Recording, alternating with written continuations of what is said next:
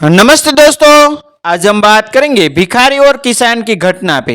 एक भिखारी किसी किसान के घर भीख मांगने गया। किसान की स्त्री घर में थी। उसने चने की रोटी बना रखी थी। किसान जब घर आया, उसने अपने बच्चों का मुख सुमा। स्त्री ने उनके हाथ पैर धुलाए। उसके बाद वह रोटी खाने बैठा गया। स्त्री ने एक मुट्ठी चना भिखारी को डाल दिया। भिखारी चना लेकर चल दिया। रास्ते में भिखारी सोचने लगा, हमारा भी कोई जीवन है। दिन भर कुत्ते की तरह मांगते फिरते हैं, फिर स्वयं बनाना पड़ता है। इस किसान को देखो, कैसा सुंदर घर है, कैसा सुंदर घर है। घर में स्त्री है, बच्चे हैं, अपने आप अन्न पैदा करता है, बच्चों के साथ प्रेम से भोजन करता है। वास्तव में सुखी तो यह किसान है। इधर वह किसान रोटी खाते खाते अपनी स्त्री से कहने लगा, नीला बैल बहु बूढ़ा हो गया है, अब वह किसी तरह काम नहीं देता। यदि कहीं से कुछ रुपयों का इंतजार हो जाए तो इस साल का काम चले। साधोराम महाजन के पास जाएगा, वह ब्याज पर रुपये दे देगा। भोजन करके वह साधोराम महाजन के पास गया। बहुत देर सिरोरी मिन्नतें करने पर 1 रुपया रोकड़ा सूद पर साधो ने रुपये देना स्वीकार किया। एक लोहे की तिजोरी में से साधोराम ने एक थैली निकाली और गिनकर रुपये किसान को दे दिए। रुपये लेकर किसान अपने घर को चला। वहाँ रास्ते में सोचने लगा, हम भी कोई आदमी है, घर में 5 रुपया भी नकद नहीं है। कितनी सिरोरी की विनती करने पर उसने रुपये दिए है। साधो कितना धनी है, उसके पास सैकड़ों रुपये है। वास्तव में सुखी तो यह साधोराम ही है। साधोराम छोटी सी दुकान करता था। वह एक बड़ी दुकान से कपड़े ले आता था और उसे बेचता था। दूसरे दिन साधुराम कपड़े लेने गया। वहाँ सेठ पृथ्वी चंद्र की दुकान से कपड़ा लिया।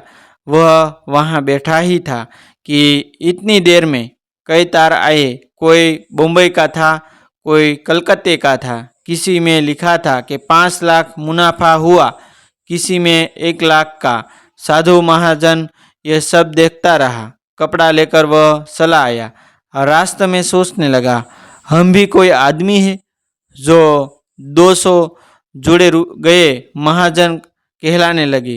पृथ्वीचंद कैसे है, एक दिन में लाखों का फायदा। वास्तव में सुखी तो यह है, वास्तव में सुखी तो यह है। उधर पृथ्वीचंद बैठा ही था कि इतने ही में तार आया कि 5 लाख का घाटा हुआ। वह बड़ी चिंता में था।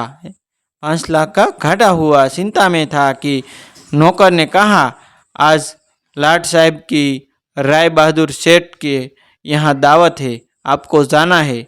मोटर तैयार है। पृथ्वीचंद मोटर पर चढ़कर राय बहादुर की कोठी पर चला गया। वहाँ सोने चांदी के बर्तन पड़े थे।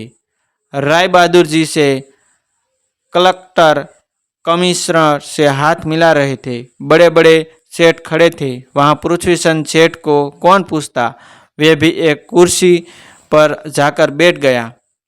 लाट साहब आए, राय बहादुर से हाथ मिलाया, उनके हाथ चाय पी और चले गए। पृथ्वीचंद अपनी मोटर में लौट रहा था। रास्ते में सोचता है, हम भी कोई सेठ है। 5 लाख के घाटे से ही घबरा गए। राय बहादुर का कैसा ठाठ है।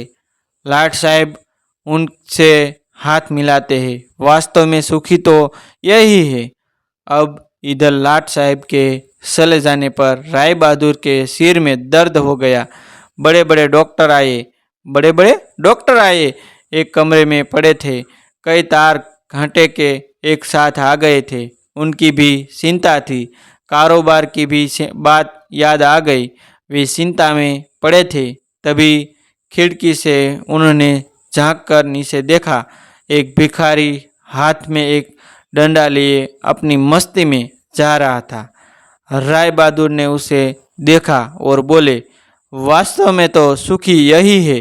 इसे न तो घाटे की चिंता न मुनाफे की फिक्र, इसे लाट साहब को पार्टी भी नहीं देनी पड़ती। सुखी तो यही है। इस कहानी में हमें यह पता चलता है कि हम एक दूसरे को सुखी समझते हैं। हम एक दूसरे को सुखी समझते हैं, पर वास्तव में सुखी कौन है इसे तो वही जानता है जिसे आंतरिक शांति प्राप्त है, जिसे आंतरिक सुकून है। वह चाहे भिखारी हो चाहे करोड़पति हो, लेकिन जब तक आपके मन में सब्र नहीं है तब तक आपको चैन नहीं मिल सकता। और ऐसे न्यू जीवन उपयोगी वीडियो देखने के लिए हमारा चैनल आप सब्सक्राइब कर लीजिए, जो आपको जीवन में कुछ नया करने के लिए हमारा चैनल आपको प्रेरित करता रहेगा। थैंक यू दोस्तों, मिलते हैं एक न्यू वीडियो के साथ। तब तक बनिए रहिए हमारी चैनल के साथ।